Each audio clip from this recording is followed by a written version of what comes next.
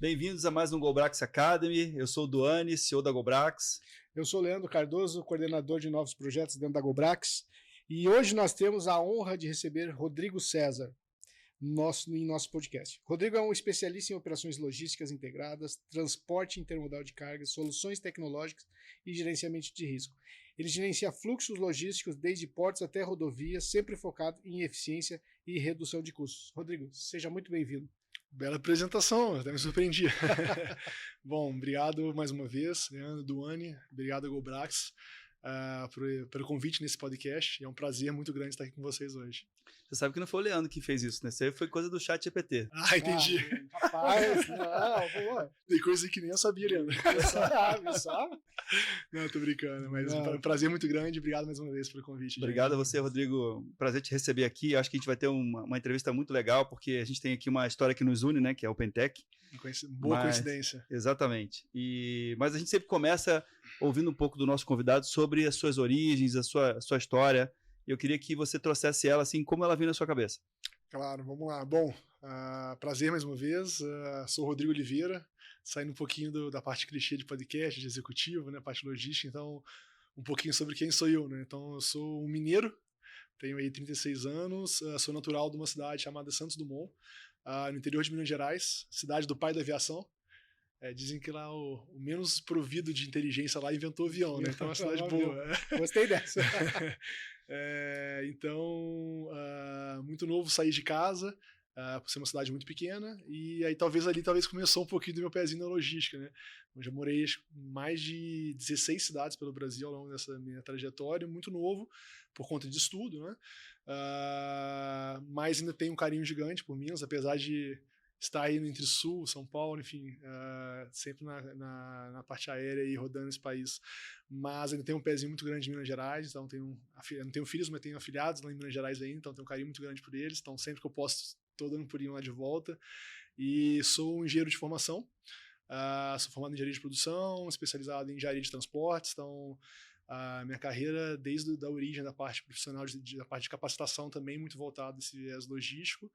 E é isso, acho que um pouquinho de quem é o Rodrigo aí, da minha origem, e talvez aí de como que eu comecei esse pezinho na área logística, talvez a parte de grandes mudanças aí, de residências pelo Brasil, enfim, de cidades, talvez foi um pouquinho do que me motivou a começar nessa carreira logística, com a especialização de área de transportes, e daí em diante aí a gente fala um pouquinho na sequência aí. E fala um pouco sobre, então, as tuas experiências profissionais. Assim, no início da tua carreira, por quais empresas você passou? Como é que você foi se desenvolvendo para chegar na posição que você está hoje na OpenTech? Legal, vamos lá. Muito novo, como eu estava sinalizando, eu já saí de casa por conta de estudos melhores, né? A cidade já era muito no interior. Então, eu fui para uma cidade próxima, chamada Juiz de Fora, e ali comecei um foco muito em estudos, pensando na época na faculdade, enfim. Aí me formei em engenharia de produção na Universidade Federal de Viçosa, e a partir dali, eu diria que a logística entrou na minha vida através da ALL, né? A antiga América Latina Logística, hoje, né, a Cosan adquiriu, o Rumo Logística, que foi quando eu participei, é engraçado, né? Eu era muito novo, né? Eu sempre fui muito novo. Eu entrei na faculdade com 16 anos, me formei com 20 anos, um ano antecipado, inclusive. E por eu ser muito novo, normalmente aqueles trainees lá na época 2008, mais ou menos, tinha um nível de competitividade muito grande, né? E era engraçado que entre os conhecidos ali da faculdade, eu praticamente sempre ia na final de todos os trainees. E eles me perguntavam muito, né? Engraçado, por que você consegue tanto? E era muito natural, né? E até um fato engraçado é que quando eu comecei minha carreira na América Latina Logística como trainee, eu me recordo, muito novo ainda, era o mais novo da turma, e aí eu me recordo que numa ligação ali na época, do diretor de gente de gestão da ALL, né? Mais conhecido como ALL na época, hoje Arrumo. Ele me ligou e comentou. Vocês percebem que a minha falha é muito rápida, né? Isso é normal, mineiro é assim. Mineiro. Mas aí ele fez uma brincadeira: você está aprovado. Dentre aí, acho que foram mais de 6.200 candidatos, foram 20 e poucos selecionados. Você é um deles, é o mais novo da turma. E eu vou te ser bem sincero: metade foi por causa da dinâmica que a gente fez com você, que você foi muito bem, a outra metade é porque eu não entendi quase nada do que você falou de tão rápido. Então, se você for rápido assim também no dia a dia, você deve trazer muito resultado. Então, foi uma piada interna que ocorreu lá, que durou todo o meu período ali na carreira.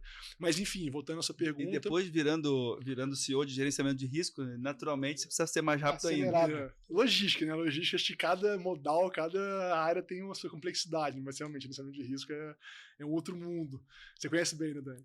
E então, eu iniciei minha carreira na LL como um trainee, né, programa de engenheiros ali. Era uma empresa, acho que muitos conhecem a metodologia, né, na época, o grupo 3G, que na sequência adquiriu o Kraft Heinz, Burger King, tinha participação grande prioritária na Ambev. Então, era uma metodologia de trabalho muito, muito forte, né, muito voltada a resultados, né. É um grupo que tem esse perfil, né, historicamente. Então foi uma escola, eu digo muito isso, que foi uma escola para mim. Foi ali que eu iniciei o meu pezinho na área logística. Sempre gostei muito de viajar, depois a gente até fala um pouquinho sobre isso, os hobbies, é uma paixão.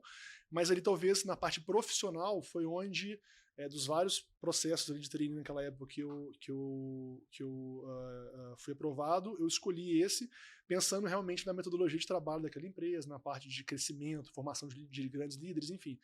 E aí eu comecei minha carreira, então ali eu viajei muito, conheci, aí foi uma coincidência boa para mim. Eu viajei muito, eu fiz a gestão ali dos portos do Paraná, Paranaguá, Antonina, do entrocamento da métrica, que eles falam, que é todo o deslocamento de grãos ali do norte do Paraná para os portos do Paraná e Santa Catarina, que é o segundo maior tronco ferroviário, trocamento ferroviário do Brasil. Então fiz essa gestão também. Fui fazer gestão também ali do entrocamento com a Larga, em São Paulo também, na região de Bauru. Então eu rodei bastante ali na malha da LL, em cargos aí de coordenação, gestão, enfim. E ali que eu tive realmente uma alavancagem encurtada, né? Em 3 anos eu já fazia toda a gestão ali desse entroncamento da malha ferroviária da LL. E aí foi quando eu assumi um segundo desafio, como diretor de operações, com 23 anos, numa outra ferrovia, chamada Ferroeste, também do estado do Paraná. É uma economia mista ali com o governo, e fiquei durante 7 anos e meio ali à frente da diretoria. Então, praticamente ali, o início da minha carreira foi muito voltado ao modal ferroviário, mas que me trouxe também um grande aprendizado também no modal portuário. Então, ao longo dessa carreira ali na Ferroeste também, eu fui conselheiro dos portos de Paranaguá e Antonina por 4 anos e meio. Então, isso também me trouxe uma bagagem muito grande voltada à parte de marítima, né? E aí, depois dessa jornada, talvez ali inicial da carreira nos modais ferroviários e marítimo, foi quando eu recebi o convite, depois de mais de 10 anos de ferrovia, para assumir. Eu já queria ir no principal modal do país, e no único que eu não tinha tanto conhecimento, que era no rodoviário, e que tinha um grande alinhamento com algo que eu já queria trabalhar há muito tempo, que era tecnologia, né? Software, sistema, automação. E aí veio a oportunidade da Open. Então foi quando eu assumi ali inicialmente como diretor operacional, hoje como presidente. Já estou lá há quase 4 anos, né? Então um pouquinho bem encurtado nessa minha fala rápida e resumida de como é que foi minha carreira, minhas passagens ali pelo modal ferro, marítimo, e agora muito voltado ali à parte do modal rodoviário e automação. Bom. E, Rodrigo, e como é que foi essa fase de adaptação? Você sair de um modal e entrar em outro? Como é que foi esse choque para você? O que te deixou assim mais encantado, digamos assim, nessa? Muita gente, principalmente no modal ferroviário, não tem a visão da complexidade que existe no número de variáveis, né? A princípio parece uma origem, destino, trecho fixo, e não existem tantas variáveis igual o modal rodoviário. Meio monótono, né? Como se fosse. Para quem não conhece. Sim, mas quem entra no dia a dia é uma pluralidade de variáveis absurda. E é um mundo à parte que tem pouco, a meu ver, tem pouca qualificação no país, tá? Uhum. Pouco fomento também a ferrovia, uma pena. Depois a gente pode falar um pouquinho da matriz e tal, mas é algo que a gente deveria explorar muito mais, obviamente. Então isso faz com que seja, às vezes, eu até digo, um mundinho ferroviário, que é um modal importantíssimo, estratégico, que a gente ainda tem, na minha visão, pouco fomento e pouca qualificação, mas que tem uma complexidade gigantesca, tá? Então, isso me trouxe muito conhecimento, né, no dia a dia, até para aplicação, obviamente, depois no modal rodoviário já, que também é muito complexo, né? Outras variáveis diferentes, mas, a meu ver, níveis de complexidades iguais, tá? Mas acho que é um caminho natural, né? Acho que Primeiramente, ali, o modal ferroviário, ele traz uma base de conhecimento logístico ali muito grande, mas quando você vai para o rodoviário, você entende também uma cadeia de supply, você vivencia uma cadeia de supply um pouco mais longa, um pouco mais completa. Então, assim, isso traz com que você também exige de você um nível de conhecimento também em outros pilares também maior, tá? Mas foi tranquilo, acho que não vejo como foi um desafio que eu já esperava, já queria, até porque foram mais de 10 anos. A gente brinca, né? 1 ano em ferrovia são 5 anos em qualquer outra empresa. Então é realmente um nível de entrega, de doação muito grande. Então quando eu vim ali, fiz essa mudança ali na carreira para o modal rodo, principalmente por causa da automação, que é o Pentec, né? Ela trabalha muito nesse pilar, parte de software. Então acho que isso me chamou muita atenção. Mas a transição em si, ela não trouxe grandes dores, assim, era muito mais até uma expectativa e um anseio na carreira profissional mesmo, tá? Mas é um mundo que eu gosto muito ainda, tá? Eu não diria nem a parte de ferrovia, a parte de intermodalidade. Né? Como eu também tive essa passagem na parte marítima, a parte de intermodalidade, os projetos intermodais, eu acho que é uma coisa que me fascina ainda hoje, e que eu gostaria, inclusive, de atuar cada vez mais, porque eu vejo o déficit que existe hoje de grandes projetos, de conhecimento nessa área no país. Falando ainda de ALL, eu queria que você falasse um pouco da dimensão dessa operação. Né? Então, quando você começou a fazer a gestão ali da área portuária, você pode falar, por exemplo, em número de viagens, em toneladas de produtos transportados, enfim, dá um pouco da dimensão para quem não conhece esse mercado, de como era a realidade de gerir o ambiente de transporte ferroviário. Tem muito tempo, então essa parte de SKU, de tonelagem, vou ser sincero que eu não lembro de cabeça, mas hoje a gente tem 2 grandes entroncamentos, né, ferroviários, quando você fala, menos da parte de minério, né, que está muito concentrado hoje na Vale, enfim, Carajás, VLI, FCA, mas quando você fala de grãos, né, muito voltado ao nosso principal percentual do PIB do país, né, então soja, milho, açúcar, né, fertilizante no retorno, a gente tem hoje 2 grandes entroncamentos, tá? Então tem um entroncamento que a gente fala que é a larga, que é a bitola de 1,60 m de diferença entre os trilhos, que fica muito ali na região de Mato Grosso até o Porto de Santos, né? Então hoje é o maior fluxo de escoamento de grãos do Brasil. Isso também faz parte hoje da malha ferroviária da Rumo Logística. E o segundo grande entroncamento do país, voltado à parte de grãos, que é de fato o entroncamento da métrica, né? A diferença de 1 metro entre as bitolas, né? Entre os trilhos, que aí vai muito do norte do Paraná, Maringá, Londrina, aquela Pucarana, que é muito rica, muito produtora, né? Grande produtora, até os portos de Paranaguá e Antonina e a parte de Santa Catarina, né? Então Paraná e Santa Catarina são os portos de escoamento. Então, assim, eu fiz a gestão desse segundo entroncamento durante muitos anos, na parte da métrica, e também na parte de São Paulo, que envolvia industrial, líquidos, enfim, a parte de celulose também muito forte, então, grandes clientes também na parte da métrica de São Paulo. Mas esse entroncamento aqui do Sul, que você pediu para me detalhar um pouco maior, ele tem uma importância, sim, absurda hoje na logística e no PIB do país, inclusive, né? Então ele é talvez ali um dos principais polos de exportação hoje do país, retornando muito fertilizante, né? E não só esse tipo de produto, né? A gente tem um volume gigante também de combustível no terminal de Araucária também, que é escoado por esse entroncamento, e também a parte industrial, então muita questão de bobinas, a parte de gusa, ferro, então ele tem vários segmentos que esse entroncamento hoje ele atende. E eu diria que hoje a gente deveria ter muito mais entroncamentos como esse fomentados no país, né? A gente tem uma matriz bastante invertida, mas hoje é o segundo, talvez, principal polo de escoamento, não dando, obviamente, conta da produção que existe, né? A gente, inclusive, na época da safra, a gente vê uma disputa gigantesca, né, entre a parte de exportação de, por exemplo, soja, milho com açúcar, né? Então, e obviamente com o modal rodoviário competindo, porque é muito limitado, né? Deveria ter uma malha ferroviária muito maior para conseguir escoar essa volumetria. Hoje, esse entroncamento ele era responsável, já tem alguns anos, né, que eu não estou mais na área ferroviária, mas hoje, por pelo menos ali 39%, 40% do escoamento de todos os grãos do país por esse posto, né? Isso é muito representativo. Então era um entroncamento muito importante. E um ponto até que liga muito a parte logística era a questão das filas, né? Tempos e movimentos. Então a gente brincava muito, né? Uma janela, né? Um trem, uma linha, uma malha que você perdia ali durante um dia, esquece, você não recuperava. Não adiantava você colocar um outro trem porque Não tem é origem e como destino, malha única. Então era muito importante. Isso que são algumas que você vai replicar isso muito no modal rodoviário hoje em dia. Por isso que eu falei que é uma complexidade diferente, mas que você aplica muitas variáveis. A questão do estudo de filas, da cadência, era muito importante. Então qualquer variável e impacto, você replicava aquilo para a cadeia e era muito difícil você recuperar. Então por isso que tinha que ter um planejamento e uma aderência ali ao plano muito grande, porque senão você tinha um impacto drástico no resultado diário, mensal e anual. E uma curiosidade, Rodrigo, essa distância entre trilhos que você comentou, isso influencia na capacidade de carga ou não tem nada a ver? Tem tudo a ver. Teoricamente, tendencialmente, as novas ferrovias são todas construídas já na bitola larga, de 1,60 m, né? Elas têm uma capacidade superior.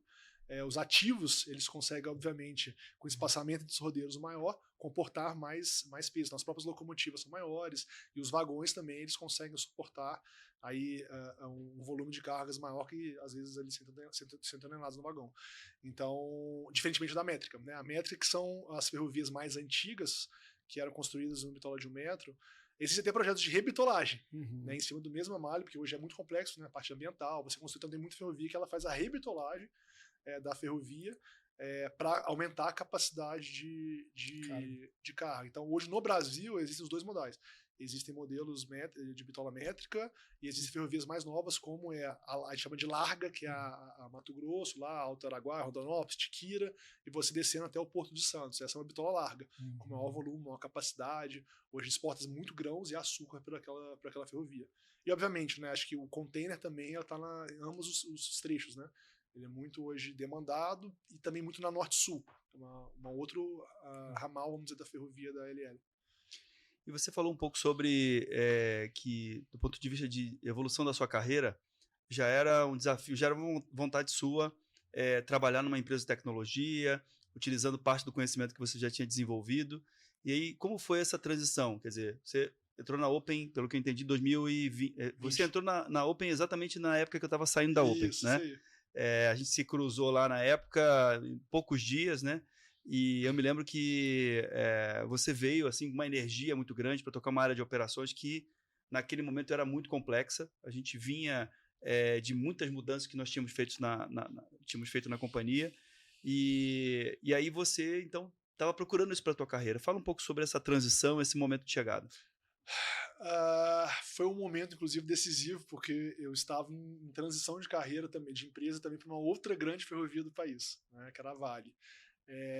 E coincidentemente nesse momento houve o convite pela Open, e de fato eu nem conhecia a empresa, então fui entender um pouquinho mais do negócio de gerenciamento de risco, mas por que isso me chamou muita atenção? Porque já era realmente, como você falou, algo que eu já queria muito a trabalhar com o modal rodoviário, basicamente por quê? Porque a gente tinha uma matriz hoje no país em que mais de 65% do deslocamento de cargas no país está voltado à parte do modal rodoviário, e eu já tinha trabalhado nos outros dois modais. Tinha um puta nicho ali de trabalho, e como eu gostava muito desses projetos intermodais, faltava praticamente 3/4 de carga em cima do modal de um caminhão. Faltava só o modal, mas só faltava modal, 3/4 de carga. Só isso.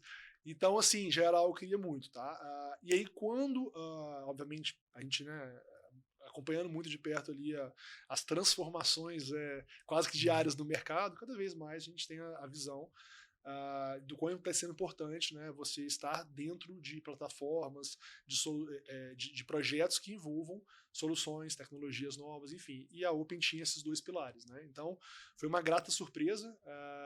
E aí, quando eu aceitei esse convite, foi muito pensando um pouco nessa mudança de fato de estratégia na carreira, mas alinhado com aquilo que eu já achava que fazia sentido para mim. Como eu comecei muito novo, então assim, eu ainda era novo naquele momento. Então, para mim, era aquela... Você ainda é novo, Rodrigo. Bastante cabelo branco já, tá? A logística já de hoje vem bastante. Menino. Tenho 36 anos. Mas ainda tinha... Acho que estava no momento ainda de me desafiar, né, de conhecer novos negócios. E esse foi o momento. Então, acho que foi uma transição de carreira até muito bem pensada, assim, na minha visão. E aí, quando veio essa coincidência desse convite... é até engraçado, né? Eu assumi esse desafio e eu acho que eu passei talvez pelos maiores desafios da minha carreira inteira, e em 4 dias de empresa, porque simplesmente eu assumi a empresa, em 4 dias houve aquele aquela parada total da pandemia, que fechou tudo. E nós, hoje na Open, como a gente trabalha muito com torre de monitoramento, depois a gente pode entrar mais um detalhe, mas é praticamente 100% presencial. Então eu tinha times, hoje a Open tem quase 1.000 funcionários, então eu tinha times operacionais presenciais, conhecendo ainda pouco do negócio, gerenciamento de risco, mas tendo que trabalhar com toda aquela equipe. Lidar com aquela realidade ali. Uma realidade totalmente aversa a qualquer. Mudando também de cidade, de estado. Eu sempre, durante quase 12 anos, minha vida morei em Curitiba. Me desloquei, obviamente, em várias cidades ali para trabalho, mas moro em Curitiba e me desloquei naquele momento para Joinville, que era a matriz da Open, e de fato me deparei com um choque ali de realidade ali com a pandemia, e naquele momento que teve a parada completa das atividades, do serviço, né? Então foi um grande desafio. Mas aquela coisa, né? Coincidências boas da vida, né? Foi um grande desafio, mas também acho que foi o fator predominante, assim, principal para que eu tivesse talvez até uma alavancagem rápida dentro da plataforma da empresa, porque eu tive uma imersão muito grande com a operação, né? Quando eu assumi como diretor operacional, mas de fato era um negócio um pouco novo para mim, né? Não a questão da logística, mas a questão de modal rodoviário, um pouco atrelado a software, né? Então era um mundo diferente, e aí eu tive que obrigatoriamente fazer uma imersão vezes 10 com aquele time, entender a realidade deles, porque eu estava vivenciando aquele trabalho presencial com eles dentro de uma ilha, né? A cidade toda fechada, e aí tendo que organizar coisas básicas, desde todo o gerenciamento, deslocamento dos funcionários, coisas que todo mundo passou, imagino eu, mas foi uma equipe de quase 1.000 colaboradores. Mas enfim, acho que foi uma imersão assim, talvez forçada, mas que me trouxe também, eu acho, um nível de conhecimento operacional que me ajudou muito depois na estratégia da empresa, em como identificar realmente ali onde deveria atacar algumas oportunidades, melhoria contínua. Enfim, ali eu mapeei, acho que muita coisa tinha que mudar também, melhorar, e muita coisa boa também que a gente trouxe também, que a gente comparava com outras empresas no mercado, que eu consegui vivenciar rapidamente ali nesse momento. E voltando ao ser um cara novo, né? A gente sabe o que é isso, né, Dani? Então, mas o Rodrigo... A gente é novo há bastante tempo. A gente é novo há bastante tempo, exatamente. Quando você chegou na empresa, novo, como é que foi a aceitação do time? Né? E como que você lidou com isso? Porque acontece, pô, o cara mais novo vem me liderar, o que esse cara tem de conhecimento? Então fica essa dúvida no time. Não conhece esse segmento? Exatamente. Isso. Então, pô, o cara veio lá do rodoviário, não entende o que é vem do ferroviário, não entende o que é rodoviário. O que ele vem para agregar? E como que tu lidou com isso? Assim, eu já tinha tido talvez uma passagem dessa transformação quando eu, com 23 para 24 anos, já assumi uma diretoria operacional, 500 colaboradores lá na Ferroeste. Mas ali tinha uma pitada extra que de fato era um outro modal, né? Então, assim, era mais eu diria, tinha 2 pitadas extras, né? E tinha essa segunda, o Duane conhece bem da solução ali, da estrutura da Open hoje, então ele concorda comigo nesse pilar. É um setor que normalmente os profissionais eles ficam muito tempo nesse setor. É um setor que o nível de conhecimento técnico ele é muito demandado e até um pouco represado naquele público. Tá? Então, assim, foi talvez por esses 2 fatores, foi de fato, eu acho que principalmente para a Open, que se você fosse analisar historicamente, a empresa já tem 23 anos, ela tinha poucos executivos de mercado, né? Na liderança da empresa. E boa parte da empresa, não estou falando que isso é bom ou ruim, tá? Mas era uma empresa formada por profissionais que começaram ali na origem, que é super difícil hoje achar no mercado e muito bom. Então, tecnicamente, eles conheciam muito. Por um lado, né, Rodrigo? Por um lado, pela origem, pelo conhecimento técnico. Por outro, essa complementariedade de ter pessoas de fora, com outras visões também, ajuda qualquer negócio. E com certeza deve ter ajudado a Open. É isso aí, esse é o ponto.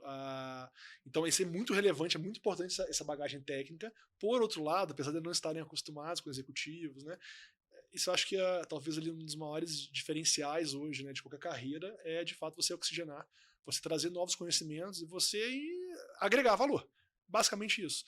Então foi um pouco de choque, tá?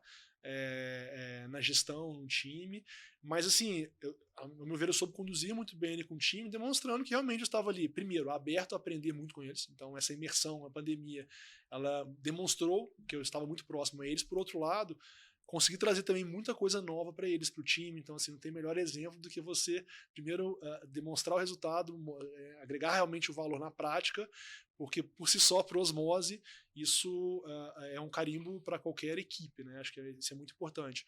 Então, acho que foi muito nesse sentido, né? Foi natural, mas por esses dois fatores foi realmente um choque inicial. Não é fácil, né? Falar que é cômodo, é simples, não é.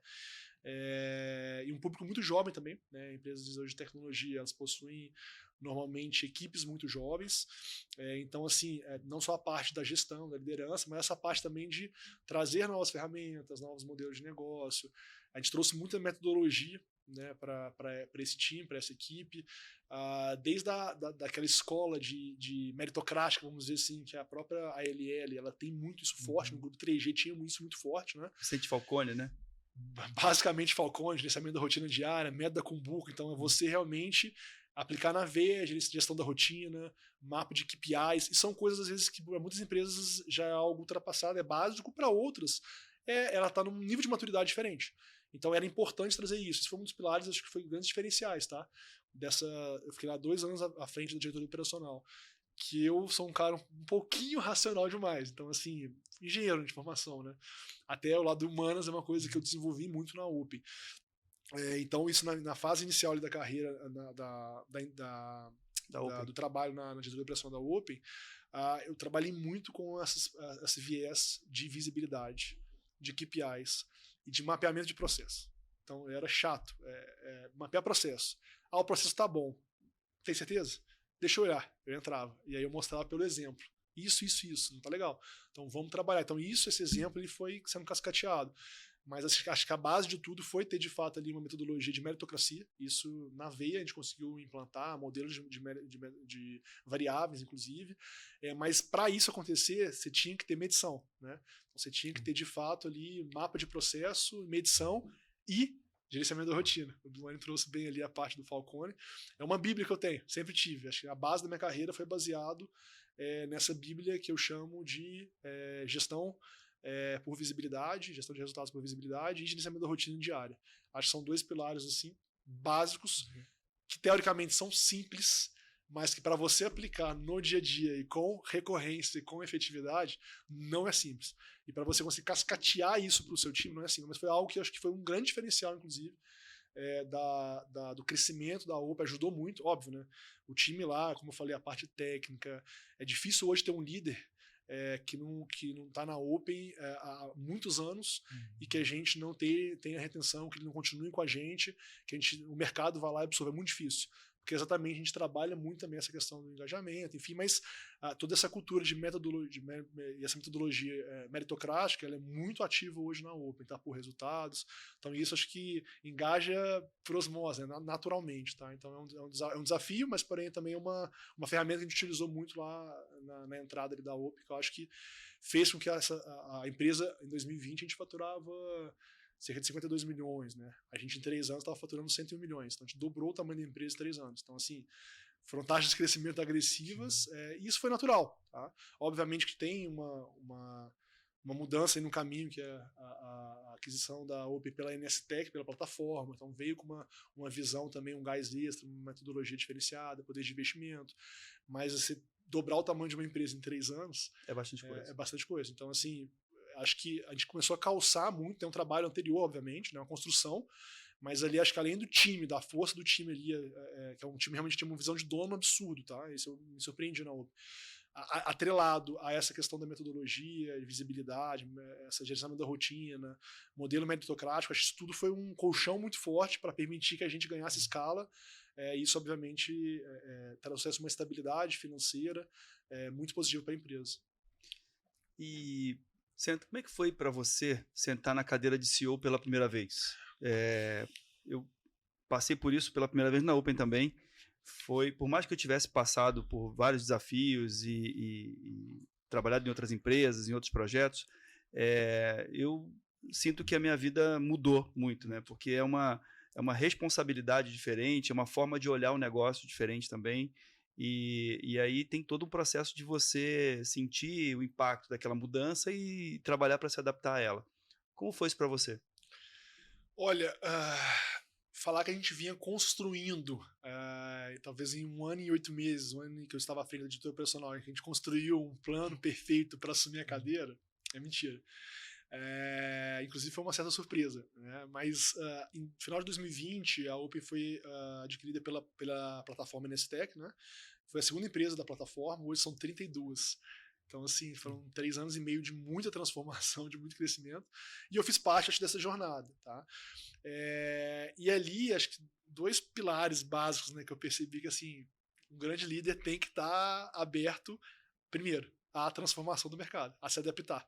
Então, assim, acho que esse foi um ponto ali que eu aprendi, não vou dizer na raça, mas que eu comecei a instalar realmente o quão hoje a gente tem que estar aberto e preparado a todo momento para se renovar, para se adaptar, porque é uma transformação contínua. Então, essa mudança ali de cargo, nesse sentido, me chamou muita atenção, foi um marco muito grande. E, por outro lado, de certa forma, até foi algo já, não vou dizer previsto, mas algo natural no sentido de a operação lá, ela já corresponde hoje a mais de 80% do público, do time, tá? Dos colaboradores. Então, assim, boa parte do time já estava sob diretoria operacional. É a maior diretoria, né? Em termos de impacto e número de pessoas. Né? Isso. Então, assim, tanto na matriz quanto externo, né? Então, isso foi muito importante e facilitou, obviamente, essa jornada para assumir a cadeira de CEO da empresa. Obviamente que tem um terceiro grande pilar aí, né? Que aí eu acho que talvez as palavras do Duane eu reforço. Eu sempre fui muito racional, né? Eu sempre fui muito, não é à toa que eu fui um engenheiro, assim, talvez aquele que gabaritava aquele famoso engenheiro bitolado na universidade, então sempre fui muito racional, muito matemática, então sempre fui muito racional, meu perfil. E fui ao longo da minha carreira profissional trabalhando muito nesse lado de humanas, muitas das vezes até o pessoal brinca, você tem 2 personalidades, né? Você é muito sério na empresa às vezes, mas por fora você é um cara super aberto, brincalhão. Mas espera aí, eu sou um só. Eu tenho que trazer um pouquinho também disso para a empresa, né? Porque, cara, eu fico mais tempo talvez com o olho aberto na empresa do que com o olho aberto dentro de casa, né? Com a minha família. Então eu preciso de vivenciar isso eu mesmo. Eu comecei muito a me policiar. E quando você tem esse choque de mudança, né? Por um cargo tão estratégico assim na presidência de uma empresa, o lado humanos ele é muito importante. Você passa a ser vitrine, você é referente, não que você não fosse antes, mas você tem que ser o exemplo. Né? Então, assim, mais forte do que nunca, né, gerir pelo exemplo. Né? Você tem que ser realmente espelho para os colaboradores. As suas atitudes elas são vistas a todo momento. Então, são pequenos atos. Uma coisa que virou piada interna, né? Mas eu me incomodo, por exemplo, de um funcionário. Eu estou no banheiro masculino, eu compartilho com todos eles, na empresa. Ele secar a mão, ele puxar um papel e aí o papel dissolver, um pedaço cair no chão, o cara não colhe.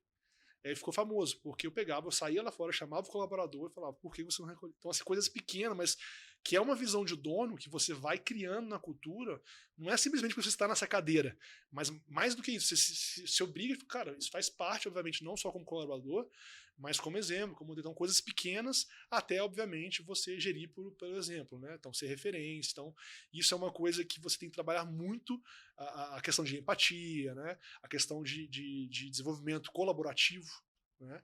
Então, às vezes, quando você tem um perfil muito racional, está numa diretoria operacional que é muito voltada a resultado, muitas das vezes esse viés de humanas, você, em alguns momentos na logística, quase a gente não sai do eixo, né? Às vezes você deixa um pouco de lado. E aí, ali na cadeira de presidência, eu comecei a abrir um pouco mais o olhar para esse viés e o quão a gente só tem a agregar, tanto pessoalmente quanto profissionalmente, quanto a empresa consegue agregar e evoluir, quando a gente tem de fato um olhar mais voltado ao colaborador, ao time. Eu digo que eu me transformei em 2 anos. Eu assumi a presidência da Open em 2021 para 2022. Vamos dizer, há 2 anos. Né? Eu com certeza me transformei. Eu sou outro gestor, eu sou outro profissional. Não diria que eu deveria ter me transformado talvez antes, não. Faz parte da minha jornada, mas é algo que aconteceu naturalmente. Não fui preparado talvez para isso, pra ser bem sincero. Você foi preparado, você fez vários treinamentos, um MBA na parte de gestão de pessoas, não. Aquela coisa, né? Talvez a maior estratégia para você ter realmente um bom líder ali, um bom gestor de pessoas, é você dando oportunidade, né? Obviamente você apoiando, mas a oportunidade está ali para você abraçar, então esteja pronto para ela e aí o restante vai ao natural, né? Então acho que esse terceiro ponto que o Duane trouxe ali, ele fez total diferença, né? Esse olhar realmente de referência, de espelho para os colaboradores, né? De perfil colaborativo. Então isso é uma coisa que exige muito da gente, né, no nosso dia a dia, mas por outro lado acho que é uma satisfação absurda quando você enxerga o resultado, não só o resultado numérico, né, mas também o resultado de senso de equipe, de crescimento do time, Cultura, né? Fortificação da cultura. Acho que isso tudo tem muito do nosso toque também de liderança. Né? Acho que isso é um orgulho muito importante. Tem que ser, né, um orgulho muito grande dos líderes hoje do Brasil. Uma das coisas que me impactou muito positivamente quando eu entrei na Open foi a cultura, né? Então, eu acho que cada CEO no seu ciclo tem o seu mandato, vamos chamar assim, né? As coisas que são importantes você fazer naquela época, de acordo com aquelas circunstâncias financeiras, operacionais, mercadológicas, etc.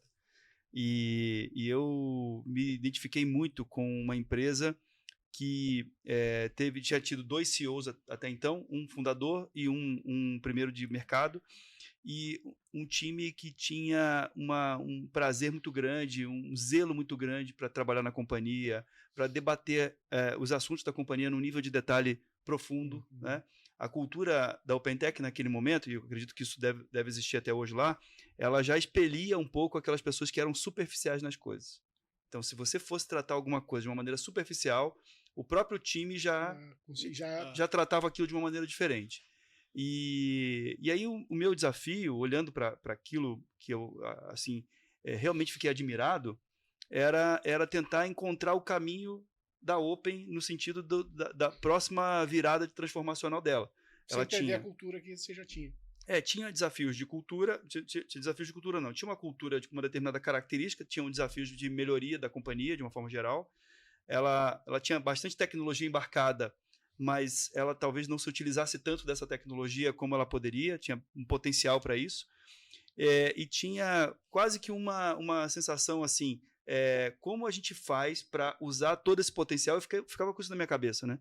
Eu vejo tanto potencial aqui nas coisas, como é que eu faço para combinar essas variáveis e fazer com que isso gere resultado para a companhia? Então, eu fiquei quase 4 anos como CEO lá, e eu fiquei pensando muito sobre isso durante, sei lá, de 6 meses a 1 ano, a gente tinha esse exercício, né, de como a gente vai fazer a virada do negócio. E obviamente, tinha de bastidor aí um desafio do fundo que era sócio da OpenTech de fazer a venda da companhia. Então, eu também fiquei responsável por ir ao mercado e olhar um pouco as oportunidades, falar com as empresas, né? E cheguei no Vasco, porque o Vasco era membro do IPO. Isso. E o Vasco era dono da GV Logística. Isso mesmo. Então, um dia eu marquei de bater um papo com ele, a gente falar um pouco sobre isso, e ele já tinha na cabeça dele essa intenção de montar um modelo de plataforma. Ele estava desenhando o que seria a Nestec hoje em dia, e foi muito positivo. Assim, foi muito positivo porque ajudou a gente a entender um pouco para onde a gente poderia ir, que desafios a gente poderia alcançar, e isso tudo foi semeado naquela ocasião e, enfim, toda a sequência veio depois, né? Mas eu me lembro muito bem de uma empresa com uma cultura excepcional, né? Pessoas ali há 10, 15 anos na companhia, mas com um prazer muito grande de trabalhar, um senso colaborativo muito forte, e com muito potencial. Então, aí a gente foi passando de bastão, né, a tarefa de extrair o maior potencial dessa jornada. Então, esse meu bastão passou ali para o Luiz Cláudio, depois o Luiz, junto com o Diego, por muito tempo também. Diego a gente falou um pouco dele aqui, talvez uma hora a gente traga ele aqui para o podcast. O Diego já tinha 15 ou 17 anos de empresa nessa época e foi um grande aliado assim, para a mudança, para a transformação. Tem um conhecimento técnico profundo, né? Foi operadora central de atendimento lá quando entrou na empresa. Então, isso tudo ajudou muito no processo de transformação da Open. E, como você fala, é um trabalho, uma soma de várias atividades, de várias pessoas ali que foram passando. E muito orgulho, Rodrigo, de ver a companhia no tamanho que ela está hoje, liderada por você, né? E toda essa sequência, esse crescimento, as oportunidades que são geradas a partir disso, né? Então, é uma jornada, né? O que você falou bem, né? É uma construção. E assim, a cultura ali, como você trouxe, Duane, Muitas empresas hoje olham para a cultura como se fosse um papelzinho na parede ou algo bonito, igual o ESG hoje está sendo tão valores bonito, e aquilo ali. está sendo tão bonito ser falado, mas muitas vezes não praticado. A cultura, eu acho que é um dos pilares fundamentais e não só foi, como é e vai continuar sendo para o nosso crescimento. Tá? Na Open ou qualquer outra empresa, né? E com certeza na Open foi o pilar fundamental, né? A gente tem hoje lá 5 grandes pilares, né? Então tem parte do protagonismo, do foco em resultado, inovação, liberdade, diversidade. Esses são os pilares, mas assim, a cultura hoje, todas as nossas diretrizes, a gestão pelo resultado, tudo está voltado na cultura e no nosso público-alvo. É impressionante. Então, assim, isso a gente tem certeza que é talvez um dos principais pilares, inclusive, de engajamento do time. Ser realmente um público que trabalha engajado, alinhado às diretrizes e àquela cultura da empresa, né? Somado a essa cultura muito forte que a Open tem, que o Duane já trouxe, a questão da visão de dono do time. É impressionante. É um time realmente que tem uma visão de dono, assim, como eu vi em poucas outras empresas, tá? Então, assim, isso me surpreendeu muito positivamente. É algo que eu também tento continuar fomentando lá dentro e praticando, que é realmente essa visão de dono. Que se ela começa já com um colaborador, independente se ele está mais na base, se ele é um colaborador ali de um time operacional, talvez de uma célula externa, a gente está crescendo muito fora da matriz de São Paulo, né? Inclusive em outros países da América do Sul. Então, assim, a gente tem hoje, se não me engano, a UP está em 70 cidades já. São acho que 12 estados e 7 países. Então, com operações, né? Então, se você não tem uma cultura muito forte, né? E você fomenta muito essa visão de dono, você acaba talvez perdendo muitas das vezes essa força quando você ganha capilaridade, ganha market share. Então, isso é uma coisa muito forte ali que a gente fomenta muito, né? A base ali da cultura da Open, eu acho que ela permitiu que a gente alavancasse e ganhasse escala agora, com qualidade. E o legal disso, quando você tem essa cultura, é que o próprio time qualifica quem fica e quem sai.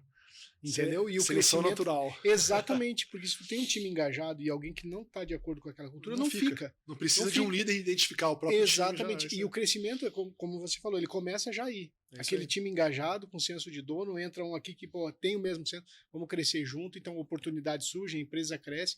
Então isso que é legal. E legal de ver que lá da época do Duane, né, para cá, a empresa cresceu, enfim, e isso não se perdeu. Né? Essa cultura não se perdeu. Porque se ela tivesse se disseminado, tivesse perdido, a Open não seria o que ela é hoje. É isso aí. Que não se perca, né? Então, vamos fazer de tudo para isso. E até aproveitar aqui, Rodrigo, para fazer um registro importante de agradecimento, porque quando assumi a OpenTech, eu fui muito apoiado, né? Então, a OpenTech vinha de um ciclo desafiador, tinham vários assuntos para serem resolvidos e endereçados, né? Então, os 4 sócios fundadores, né, o Alfredo Zata, o Sérgio Trauer, Claudemir Udry e o André Bachmann, me deram total apoio para ajudar na transformação, me apoiaram nas decisões desafiadoras, difíceis, né? Por exemplo, você descontinuar clientes que têm um nível de faturamento representativo para a empresa, mudar o foco do negócio para uma determinada nova área, investir em coisas diferentes. Então, a gente, por exemplo, nós tínhamos na OpenTech um TMS próprio, né? E em dado momento a gente propôs ao conselho de vender aquela unidade de negócio porque ela parecia que era core business, mas ela não era. Na verdade, no dia a dia, quando a gente ia executar, a gente via que eram 2 coisas diferentes. Então, do processo em defender um produto que era muito querido pela empresa e a gente entender que ele precisava deixar de existir ali, passar a existir em outro lugar, precisou de muito trabalho de análise e defesa técnica e precisou de muito apoio por parte dos sócios, né? Não só os sócios fundadores, também como o fundo que era sócio da OpenTech, que era o Oria Capital, o Paulo Caputo, que fazia parte do conselho. Nós tínhamos ali discussões acaloradas sobre como fazer as coisas e eu me senti muito suportado no processo de tomada de decisão. Estava com muita energia para fazer as coisas e poderia não ter tido o apoio que eu tive. Então, é uma sequência, né? Várias pessoas têm um pedacinho ali na história da jornada, né? Se você tem uma dica ali, eu venho acompanhando muitos podcasts de vocês e vocês trabalham muito um viés voltado ao transportador, a novas lideranças, né? 2 pilares que não adianta, são básicos, acho que todo mundo deveria implantar e almoçar, jantar e tomar café, que são 2 grandes pilares, né? É uma cultura forte, olhando para pessoas, do lado da porta para fora, na verdade nem da porta para fora, né, que dentro de casa já tem que olhar muito com esse viés. É de fato ali o olhar do cliente, nem é o olhar no cliente. É o que o cliente enxerga, não então, o olhar do cliente. E isso também a gente enxerga muito hoje, a gente pratica muito hoje, fomenta muito hoje, né? É um fomento diário, né? Então, assim, entender realmente as dores, estar muito próximo. Se tiver realmente ali pontos de evolução ou de dores no processo, realmente arregaçar a manga para fazer acontecer. Por outro lado, pensar junto com o cliente na estratégia dele a médio e longo prazo, para você se preparar, se planejar e trabalhar junto. Então, é fazer realmente parte da estratégia do cliente. Então, esses 2 pilares acho que são fundamentais para você continuar realmente ter uma alavancagem de uma empresa hoje na área logística, que é uma área tão complexa, tão desafiadora e cada vez mais se transformando, né? O senso de adaptação na logística ele é praticamente diário, né? É muito constante. Rodrigo, perdão, Leandro, e o seu desafio hoje no OpenTech? Assim, a OpenTech cresceu, faz parte de uma plataforma, e eu queria até que você explicasse um pouco como é o convívio na plataforma, porque outras empresas gerenciadoras de risco também foram adquiridas pela Nestec, e ela compõe uma unidade, uma business unit dentro do grupo. E eu queria que você falasse um pouco como está a OpenTech hoje, como as empresas da plataforma são focadas em determinados tipos de cliente para que o nosso público aqui, que é o gestor de frota, proprietário de frota, possa entender também todo esse movimento que a Nestec fez. Em suma, a Nestec ela tem uma teoria, pratica isso muito, foi a origem da empresa e tem um viés muito voltado à construção de uma grande plataforma logística, né? Então, ela foi adquirindo várias empresas com um market share muito importante no mercado, pensando de fato em desenvolver essa plataforma onde você tem múltiplas soluções, mas são as melhores soluções do mercado, as que realmente dominantes no mercado, mas que principalmente eles têm um único código-fonte para que você consiga evoluir ele cada vez mais de forma mais rápida, sendo então, obviamente, as melhores soluções do mercado, mas integrados. Né? Então todos eles hoje têm um grande desafio que é de fato a integração com soluções. Ele é custoso, ele é demorado, então o desafio e a estratégia da plataforma é de fato você ter um hub de integrações envolvendo essas múltiplas soluções, né, que foram obviamente adquiridas e evoluídas dentro dessas 32 empresas que foram adquiridas ao longo desses 3 anos e meio, de maneira facilitada. Plug and play, que você faz uma única integração com esse hub da plataforma e você pode utilizar N soluções. Né? Então, além dessas soluções serem soluções líderes de mercado, você tem a distribuição dentro da plataforma de BUs, né, business units voltados ao negócio. Então, você tem uma BU de TMS, né? Então YMS, WMS, então voltado só a softwares de fato. Tem várias empresas, Multisoftware, KMM, Bsoft, Trize, que é o Super App, enfim, a TIS, tem várias empresas ali voltadas a software. Você tem uma BU de fintech, né, voltado a embarcador, transportador, a parte de antecipação de crédito que tem a empresa lá, Fred, por exemplo, um monte de conteúdo que a própria Mundo Logística faz parte dessa BU. Enfim, você tem várias, tem a BU de Hub, que é exatamente toda essa integração desse ecossistema, dessas empresas, dessas soluções. E você tem talvez a mais representativa de todas, tanto em número de colaboradores quanto em representatividade de share, de mercado, de receita, que são a BU de visibilidade logística e de risco, que são 6 companhias hoje, onde a Open faz parte dela também. Então essa é a grande estratégia e o objetivo maior da plataforma, ser realmente um facilitador para públicos diferentes, tá? Então são vários stakeholders, desde segurador e corretor até o motorista, até, obviamente, transportadores, pequenos, médios e grandes, e embarcadores e operadores logísticos. Né? Então, esse grande hub, ele, na teoria, ele vai agregar valor à operação deles utilizando a plataforma. Então, a plataforma vai ser basicamente um meio para que você consiga conectar todos esses players e todas as soluções da maneira mais facilitada possível. Tá? E, obviamente, existe um segundo grande ponto estratégico ali, desafio, enfim, que é retroalimentar todos esses players que consomem do hub da plataforma, que utilizam as soluções com dados. Né? Então você imagina o volume de dados que passa por essa plataforma hoje. Tá? Hoje passa por ela quase 2 vezes o PIB anual do Brasil, porque algumas cargas são, né, faturadas mais de várias etapas, várias vezes. Então o volume é monstruoso, o número de viagens a gente monitora por mês é absurdo na plataforma, o número de motoristas cadastrados ali é muito grande. Então, assim, você tem todo um ecossistema logístico na parte da logística doméstica, tá? Que é o foco principal. Muito completa, né? Olhando ponta a ponta. Né? Então você olha realmente a cadeia ponta a ponta e o objetivo é esse. O objetivo da plataforma é você realmente ter a visibilidade macro das dores do cliente, dos desafios de qual é o viés estratégico do próprio cliente, para que a plataforma seja um parceiro estratégico, um facilitador, para que você não tenha, por exemplo, o próprio Vasco fala muito isso, né? Na GV Logística, ele tinha a empresa dele, antes de vender para a Solistica, né, para a Fenza, que ele tinha para transportar uma carga de um ponto A ao ponto B, eram no mínimo 26 fornecedores diferentes. Não, como assim?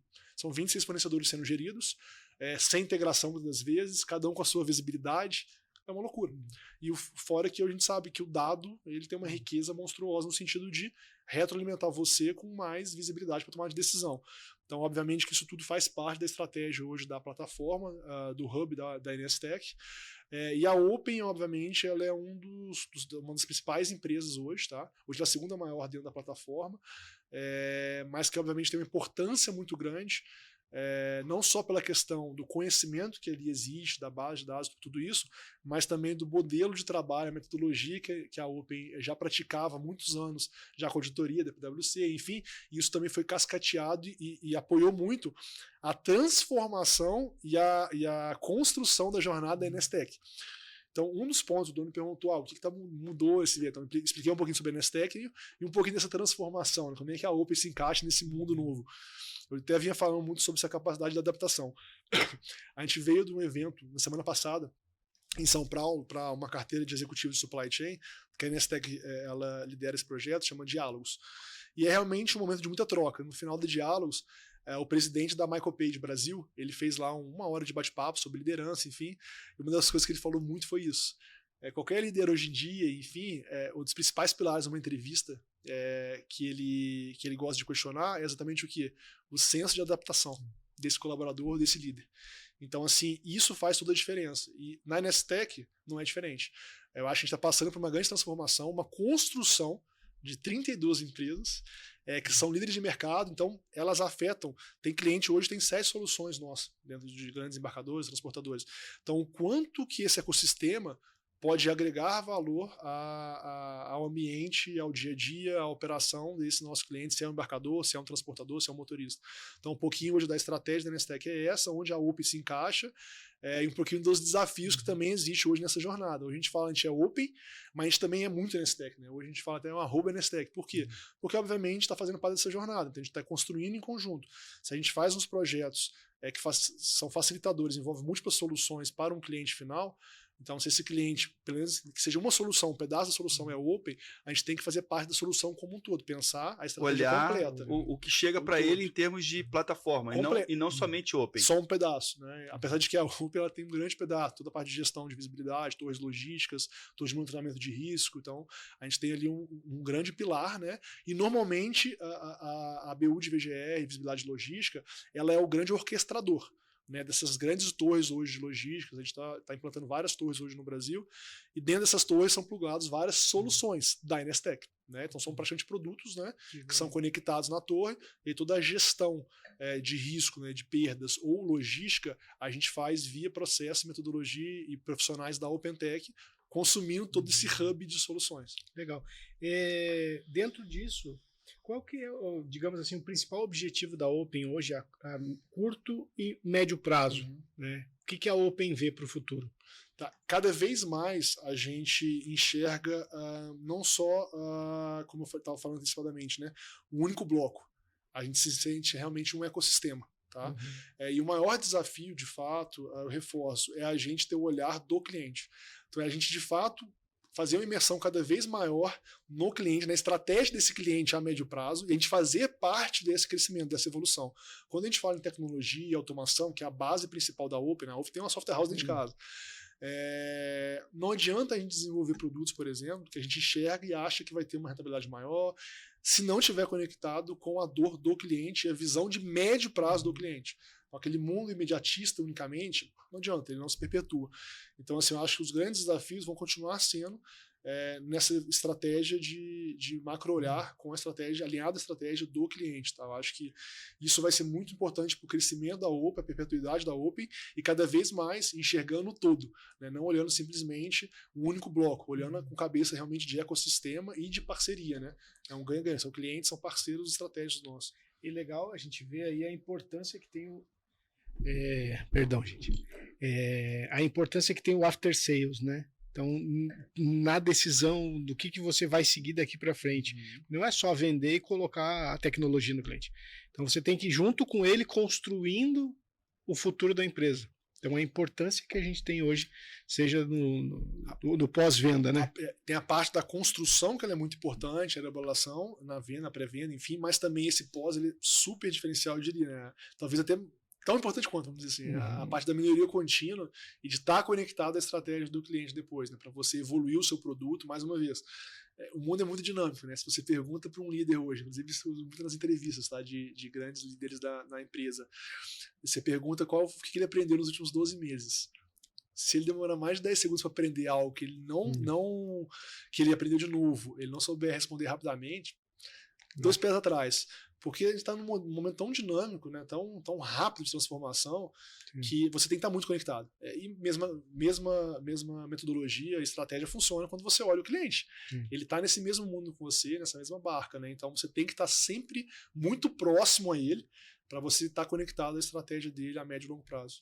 Rodrigo, e o que você aprendeu nos últimos 12 meses? Cara, se eu te contar o volume de entregáveis, assim, de aprendizados na cadeira de presidente foi absurdo, né? Eu tô ali na cadeira há quase 2 anos, né?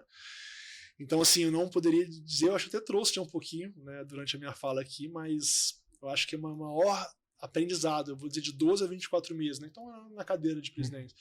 É, de fato, a cada vez mais ter um olhar também humano. Tá? Acho que isso, para mim, eu aprendi muito o senso de empatia. Tá? Muito. Colocar isso em prática, uma coisa, como você capacita um bom líder. Treinamento de empatia, treinamento de liderança. Como praticar, de fato, isso. Então, assim, essa evolução na parte humana, voltados a realmente o senso de empatia e o colaborativo. Eu acho que são, talvez, 2 grandes pilares na área de humanas que eu acompanhei muito a minha evolução e eu me cobrei muito também. Então, acho que eu evolui bastante. Eu acho que eu tenho que evoluir muito ainda também. Acho que faz parte do nosso crescimento. Mas a parte de colaboração. Tá? Esse senso de colaboração, acho que esses foram 2 aprendizados que eu vivenciei na prática. E eu vi o quanto a gente consegue colher resultados. E o time consegue se engajar se você tiver esses 2 pilares, sabe? Principalmente esse senso de colaboração. Então, pertencimento, né?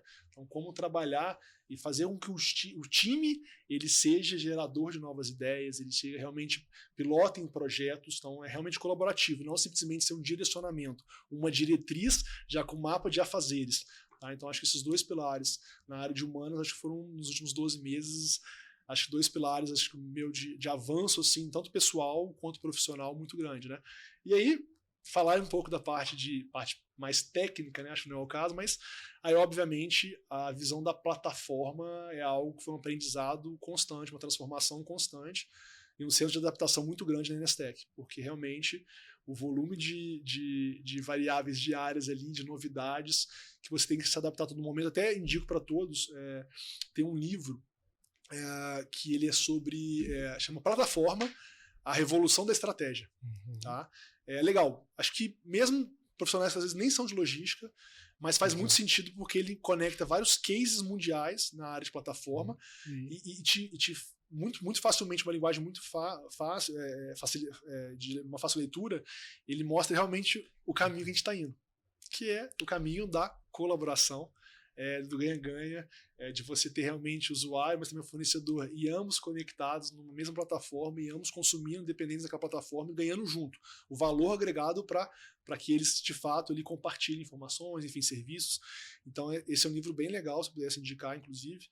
Eu não sei nem se eu poderia falar. Não, tá ótimo, indicado. Deve.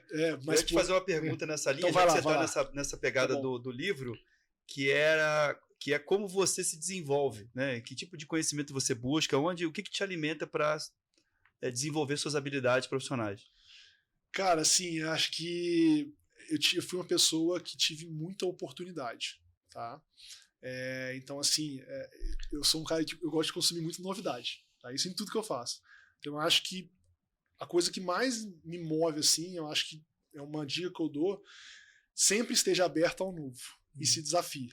Tá? Então, assim, isso me move, eu acho que isso atrelado, você estar aberto a oportunidades, estar aberto a novos conhecimentos, independente do tipo de conhecimento, até na sequência eu falo sobre esse ponto, mas estar aberto, e se você tiver e vai ter oportunidade, cara, não tem nada que te segura.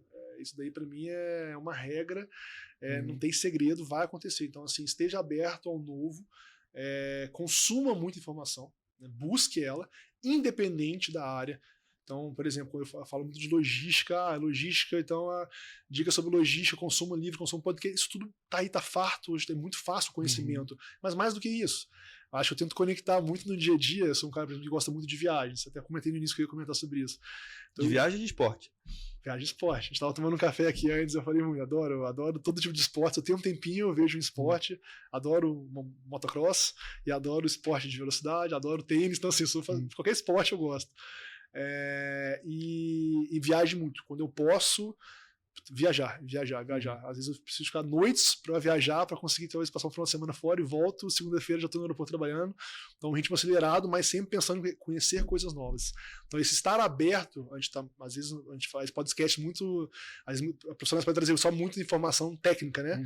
Acho que não. Acho que estar aberto ao novo, assim. Então, viajar, o que isso me traz também? Viajar é um hobby que eu tenho muito forte, que é análise comparativa. Onde você está comparando culturas diferentes, modelos de transporte diferentes, e novo. Não adianta você ir para onde você acha que está tudo roda direitinho. Cara, se desafia. Eu gosto, por exemplo, quando eu viajar, no meio do ano eu vou sair de férias, e aí todo mundo fala, onde você vai fazer uma viagem bacana? Eu vou bacana, eu vou para Guatemala, eu vou pro interior da Costa Rica, eu vou pra Belize, então assim, é um lugar que assim, muita gente às vezes nem conhece, nem quer ir, porque não, peraí, a estrutura lá, não tem logística direito, mas é aí que você se abre ao novo, você faz várias análises comparativas, você vê o quão eles são criativos, talvez com menos, em algumas referências, alguns segmentos, então acho que tudo isso, se abrir ao novo, tanto na parte técnica quanto na parte pessoal mesmo, e fazer muita análise comparativa. Eu sou um cara muito, como eu falei, sou racional, então eu olho muito o que eu consigo colher de um processo, de um aprendizado e aplicar isso no dia a dia, e em paralelo com oportunidades. Então acho que oportunidades tem para todo mundo ali, então acho que você conseguir estar aberto ao novo, né, se adaptando diariamente, quando você encontra uma oportunidade, é natural que você alavanque, enfim, tenha sucesso na sua carreira. O que motiva o Rodrigo? Cara, o que me motiva? Eu acho que eu não poderia falar que não seja o principal motivo. Eu não tenho filhos ainda, mas eu tenho uma família, assim, cara, formidável. Eu tenho 2 afilhadas que eu tenho um xodó, assim, como se fossem filhas, então, assim, não tem motivação maior do que a sua família, né? Então, acho que acho que deveria ser a maior motivação de qualquer pessoa nesse mundo, né? Pessoas ou animais também, senão o time vai brigar comigo. Hoje em dia os pés estão dominando o mundo, né? Então, mas assim, acho que a família é uma coisa que me motiva muito, tá? E ser espelho, né? O meu pai, ele faleceu já há 3 anos, muito novo, e ele era um cara que, assim, eu vivo para ser o exemplo que ele foi. Então, ser espelho. E se você consegue ser espelho para sua família, você vai ser espelho profissional. Não tem dúvida. Então faz parte da sua carreira e você se obriga a ser espelho, assim como você é no seu ambiente familiar, também para o seu time, seus colaboradores, para a empresa. Então acho que isso talvez é algo que mais me motiva. Poderia falar, né? Um âmbito de ser o melhor profissional de logística, Latam. Cara, isso tudo acho que faz parte, mas assim, acho que a maior motivação maior é ser espelho para minha família e deixar um legado assim para eles. Acho que esse é o maior de todos. E aí, Leandro? O que você achou? Fantástico. Fantástico, né? Falei muito rápido? Não, foi super bem. Foi super bem. Eu, assim, fazendo um fechamento aqui, Rodrigo, quero te agradecer por estar aqui com a gente, né? Um prazer te receber aqui, me conectar de novo com a história da Open, né? Com tudo isso que trouxe tanto, vamos dizer assim, tantas oportunidades para tantas pessoas, né? E a gente poder estar aqui agora falando sobre isso de uma maneira, numa perspectiva muito diferente daquela que foi iniciada há muitos anos atrás, 23 anos atrás, né? A OpenTech começou dentro de uma outra operação, né, da Pancari, algumas ilhas ali com algumas pessoas, né? O Alfredo Zata contava uma história de que quando eles iam receber clientes assim, que eles pegavam pessoas assim que não eram da empresa e colocavam lá dentro para fazer um volume, sabe? História verídica. É verídico. E tem várias outras, né? E isso tudo conecta as pessoas, né? Faz a gente ter relações que vão durar para uma vida. Então eu tenho um respeito muito grande por essas pessoas. Fiz amigos e embora, veja só, a gente não convive, eu e você, né? Mas a gente tem uma identificação por essa história. Né? Então eu fico muito feliz de ver essa evolução, né? Te desejar sucesso na plataforma, não que hoje você é o presidente de uma das companhias, mas tenho certeza que com a sua capacidade, com tudo que você vem plantando, esse é só o início de uma jornada dentro da plataforma, você vai fazer várias outras coisas, né? E muito obrigado por estar aqui com a gente. Gente, Leandro, Duane, GoBrax, eu que agradeço. Acho que foi um bate-papo super legal. Tentei ser o máximo transparente. Tentei falar devagar, mas é difícil. Mas, a gente vai colocar no 08 depois, sabe? Tem uma piada interna na Open, na Nestec, né? Se o Rodrigo manda o áudio, normalmente o áudio é muito rápido, não precisa de colocar no 1.5. Mas eu agradeço, tá? Mais uma vez, um bate-papo super bacana, de alto nível, super inteligente. Acho que mais podcasts como esse poderiam ocorrer, que eu acho que é uma fonte de informação, de troca muito grande. Então, obrigado mais uma vez a todos vocês, a todo o time GoBrax e a todos que estão ouvindo a gente. Obrigado.